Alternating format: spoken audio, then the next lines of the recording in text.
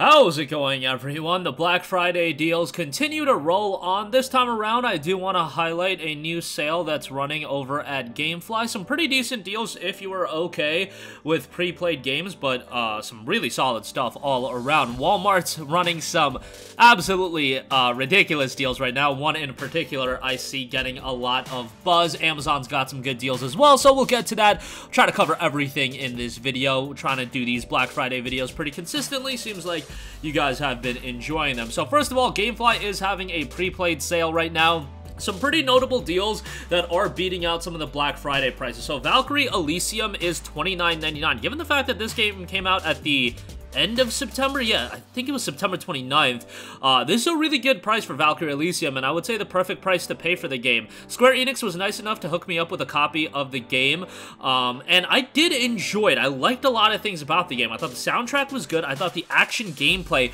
was really good and had quite a bit of depth with the different summonings and whatnot. I thought those elements were really strong, and if that's what you want, if you want an action RPG with great gameplay, I think you're going to get that, and you're going to end up really enjoying Valkyrie Elysium. However, visually, the game isn't blow away. It is a cross-gen title, so you have to keep your expectations in line, but I would say, you know, like, looks like a really good-looking PS3 game. I don't know if some of you guys would disagree on that with me on that. I don't know if I'm giving the PS3 too much credit there, but I thought that was a little bit unfortunate. I also thought the story wasn't anything that compelling. That's just my opinion, but I still really enjoyed the game, and for $30, again, I would really recommend it. I think that's a great price, so check that out. Ghostwire Tokyo, $17.99. Been talking about this game quite a lot as it's been going on sale, but $18, man, that is just a fantastic price for Ghostwire Tokyo. A lot of strong elements to the game. The ambiance and the setting is fantastic. The story starts off incredibly compelling, kind of falls apart towards the latter portion of the game.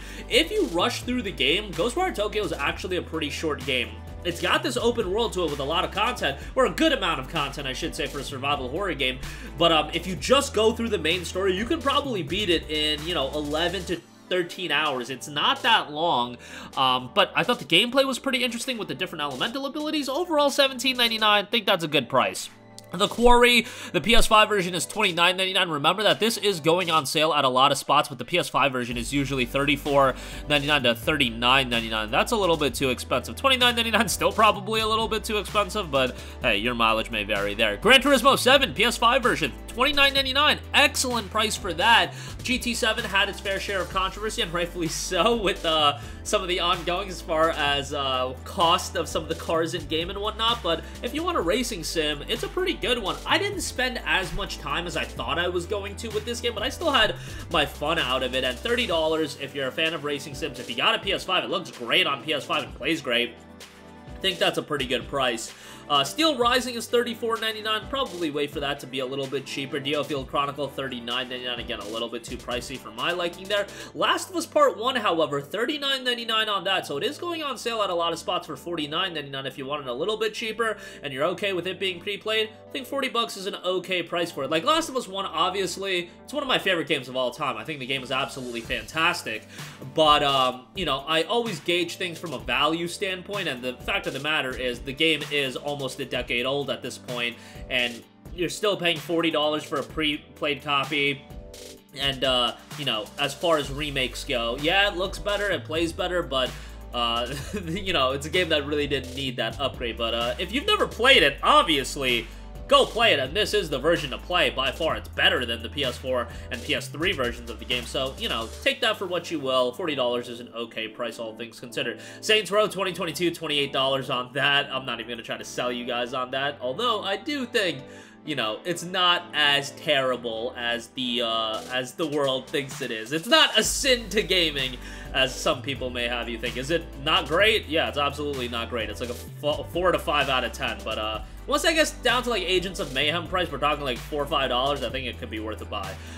Star Wars Skywalker Saga is also $25. You could probably find that new for $25, so that is something to consider there. So, you know, a lot of the deals you have to take for what they are, because they're not going to be beating out Black Friday prices by a lot. But Valkyrie Elysium's really good. Gran Turismo 7's really good. Last of Us Part 1, I mean, if you have been itching to play it and pick it up, you know, $40 is cheaper than what it's going for at other spots. Okay, moving on from that. Walmart's got some killer deals. Let's just get to it. Elden Ring, $35. People were going nuts about this deal.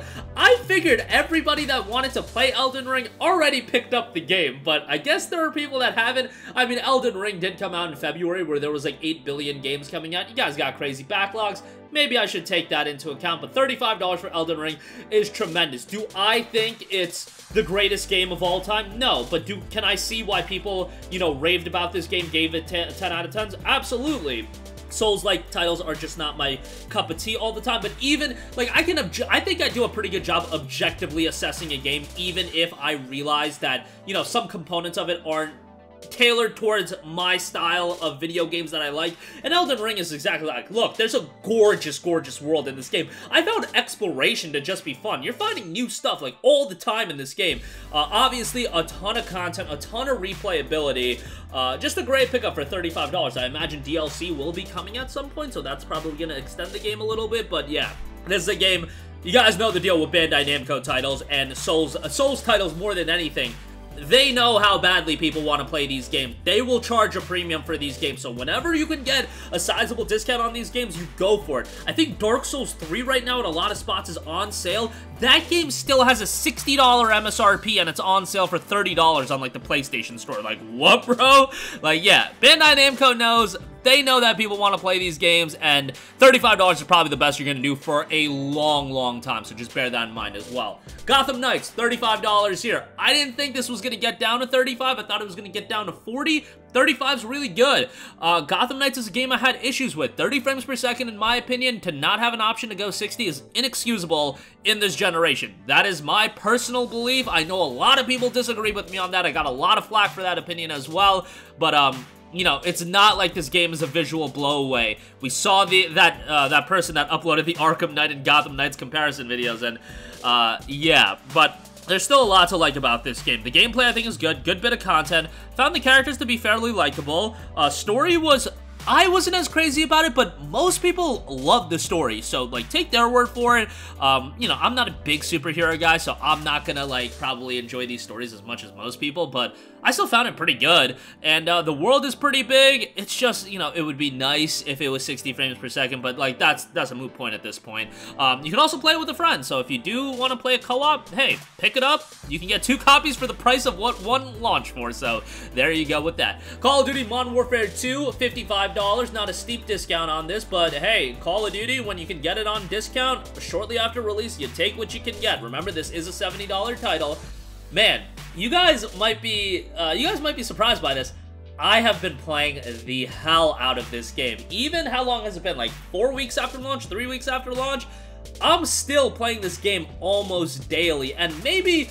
like, I am not the authority on Call of Duty. I'm never going to pretend to be, just because I am not going to meticulously dissect these games for every aspect that they bring to the table. And if you're a Call of Duty hardcore fan, by all means, you deserve to do that. You should do that, so you can find if it's the best experience for you or not. For me, man, I'm just, like, enjoying going into multiplayer with my boys and having a good time with this game. Are there annoying moments? Yeah. Do I get spawn trapped? Yeah. Do I hate Shoot House as a map? Yeah, I hate that map. I don't know if everybody loves it. I haven't really seen, like, the rhetoric for this game online as far as what people think, but Tier 1 just dropped, and oh my god, I have been deep in that. Tier 1 is just... I love hardcore, so it's like, that's totally my cup of tea. But yeah, Hardcore Search, that's my jam. The campaign's really good as well. I thought the campaign was pretty good, so... I mean, I'm having fun with it. Again, take my opinion with a grain of salt, just because I see a lot of people hating on it. I see a lot of people not in love with it, so, you know, I know a lot of people hate skill-based matchmaking, but, yeah, I'm having my fun with it, so there you go with that. But again, my opinion should be taken with a grain of salt when it comes to Call of Duty. Next up, some Amazon deals.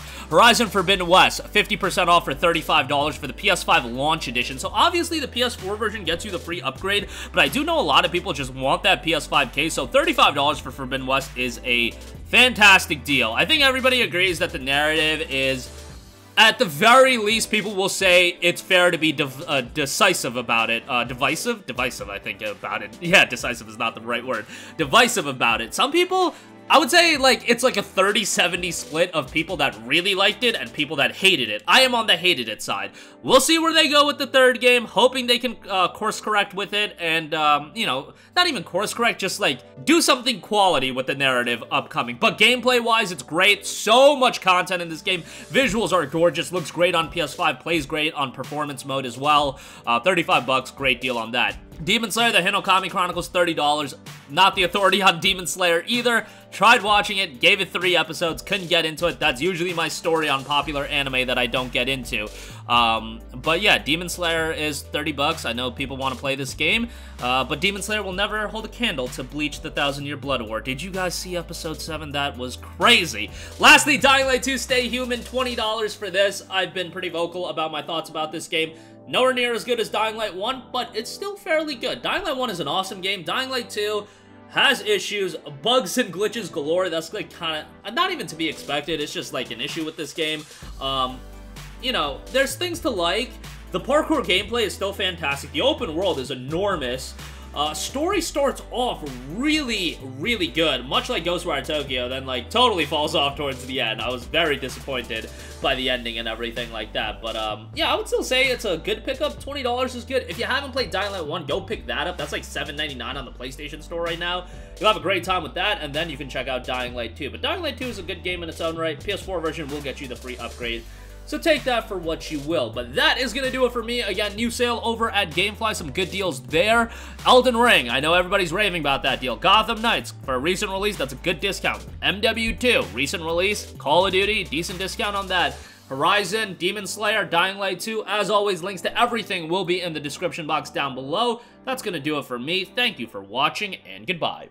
Hey guys, we hope you enjoyed the video, and if you did, make sure to hit the subscribe button, and if you're already subscribed, do us a favor and hit the bell icon. This way you'll be notified whenever we post a new video. That's the best way to keep up with all of our uploads, and we usually try to upload 2 videos a day. And with the bell icon hit, you'll be notified whenever we do upload a video. As always, thanks for watching.